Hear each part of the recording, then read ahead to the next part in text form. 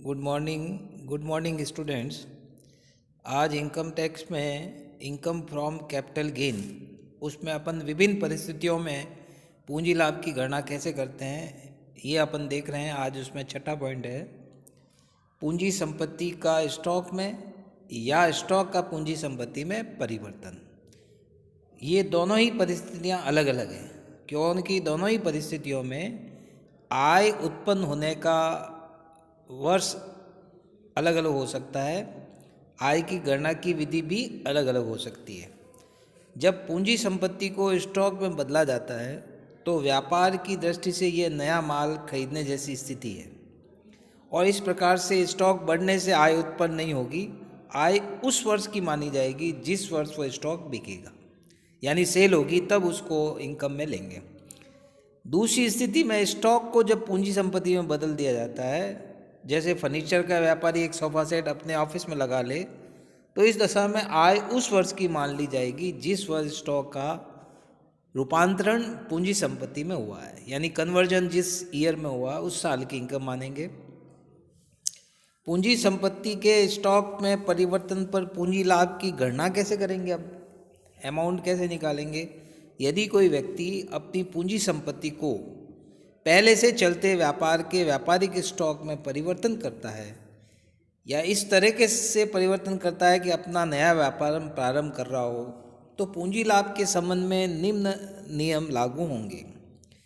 जिस दिन पूंजी संपत्ति का व्यापार स्टॉक में परिवर्तन किया गया है उस दिन उस संपत्ति का बाजार मूल्य और लागत मूल्य, सूचकांकित लागत मूल्य अगर दीर्घकालीन है लेते हुए, का अंतर पूंजी लाभ माना जाएगा।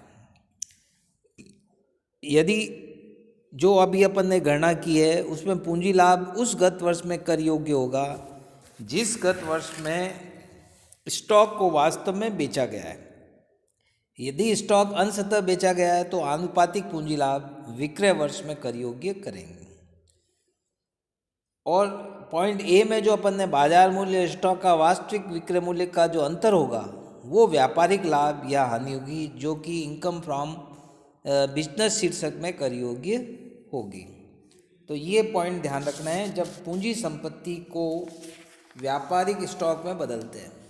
अब इसका उल्टा व्यापारिक स्टॉक को पूंजी संपत्ति में परिवर्तित करते हैं, यानी capital gain on conversion of business stock into capitalist assets. यदि करदाता व्यापारिक स्टॉक जिसका कि वो बिजनेस कर रहा है, जो माल क्रय विक्रय कर रहा है, का पूंजी संपत्ति में परिवर्तन करता है, तो परिवर्तन की तिथि को ऐसे स्टॉक का उचित बाजार मूल्य जिसे पूंजी संपत्ति में परिवर्तित किया गया है को उस वर्ष की व्यावसायिक आय मानेंगे और इस उचित बाजार मूल्य को पूंजी संपत्ति की लागत माना जाएगा। स्वामित्व की अवधि का निर्धारण व्यापारिक स्टॉक को पूंजी संपत्ति में परिवर्तन की तिथि से माना जाएगा, यानी डेट ऑफ कन्वर्जन को अपन आगे के लिए पूंजी संपत्ति की स्वामित्व की अवधि निकालने के लिए वो डेट मानेंगे जिस दिन कन्वर्जन हुआ है। तो ये पॉइंट ध्यान में रखकर कैपिटल गेन निकालेंगे, conversion of business stock into capital assets, और पहले देखा था conversion of capital assets into stock.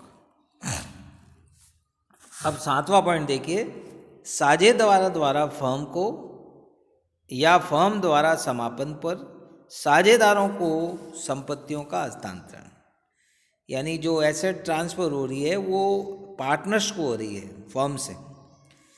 साझेदार द्वारा फर्म को संपत्तियों का हस्तांतरण, यदि कोई व्यक्ति किसी फर्म में साझेदार बनना चाहता है तो उसे अपनी पूंजी लानी होती है।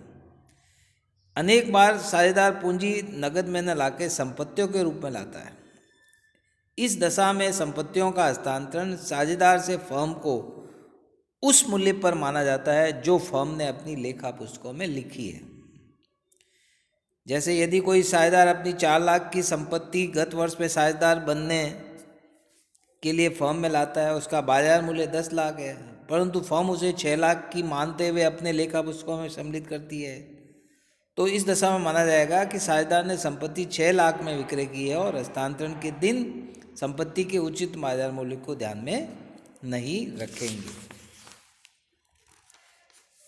अगला पॉइंट देखिए, फर्म द्वारा साझेदारों को संपत्ति का हस्तांतरण या फर्म के समापन पर संपत्तियों का वितरण।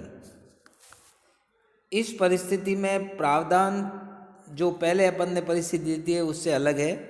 यहाँ पर फर्म के लिए संपत्ति का प्रतिफल मूल्य वह नहीं माना जाएगा जिस मूल्य पर संपत्ति साझेदार को दी गई है, वरन फर्म के लिए विक्रय प्रतिफल संपत्ति के बाजार मूल्य के बराबर होगा। साझेदार और फर्म परस्पर मिलकर एक साझेदार की संपत्ति दूसरे साझेदार को कम मूल्य पर हस्तांतरित करके कर की चोरी कर सकते हैं, और इसीलिए इस तरह के प्रावधान बनाए गए हैं जिससे कर की चोरी नहीं।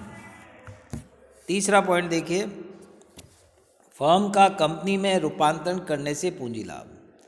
सरकार कंपनियों के गठन को प्रोत्साहित करना चाहती है, अतः यह प्रावधान बनाया गया है कि यदि फर्म कंपनी में परिवर्तित हो जाती है तो फर्म द्वारा कंपनी को हस्तांतरित की गई संपत्तियों को हस्तांतरण नहीं माना जाएगा, अर्थात फर्म के लिए कोई भी कर योग्य पूंजी लाभ नहीं होगा। साझेदारों को अपने हिस्से के जो अंश कंपनी में प्राप्त होंगे उनकी लागत वही मानी जाएगी जो फर्म की संपत्तियां, जो कि पुनः मूल्यांकन के पश्चात है, में साझेदार का हिस्सा था। फर्म का सीमित दायित्व वाली फर्म में रूपांतरण करने पर पूंजी लाभ, तो इसमें भी वही प्रावधान है जो अभी अपन ने फर्म को कंपनी के रूप में परिवर्तन करने पर देखा है। तो ये जो अलग अलग परिस्थितियाँ हैं इनके एग्जाम्पल आप देखेंगे। एग्जाम्पल जो आपको करने हैं वो एग्जाम्पल नंबर 7.13 से लेकर और 7.16 है, तो इनको आप घर पे एग्जाम्पल देखेंगे और इनको सॉल्व करेंगे।